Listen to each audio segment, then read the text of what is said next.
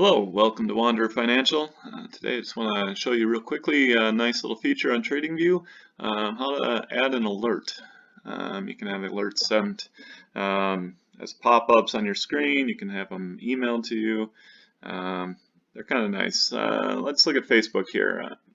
You can see Facebook looks kind of bullish right now. There's an old high right here from back in April. I'm going to set an alert to let me know if this level's broke. If this level's broken, I might want to buy it above that level. So I'm going to set an alert for 198.50.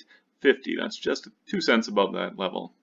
You can do it a couple different ways. You can click over here on the right, click alerts, click add alert. That's one way. Another way is just to click Alt-A. That'll bring the screen right up. Or you can right click on your screen. So I just use Alt-A. Then I'm going to set the value that I want the alert to trigger at. We'll say 198.50.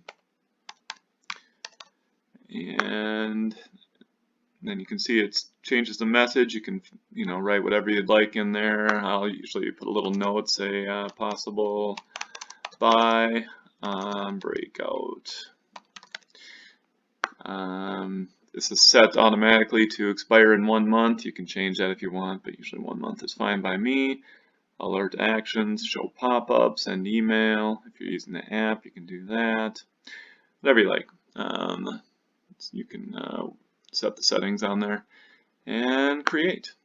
And you'll see it puts a little tiny little dotted line here on your charts. So when you happen to be looking at Facebook chart 2 weeks from now, you'll notice that you have something set there, and that'll be a little reminder for you. Anyways, that's a handy little feature of TradingView that we use a lot. I hope that helps.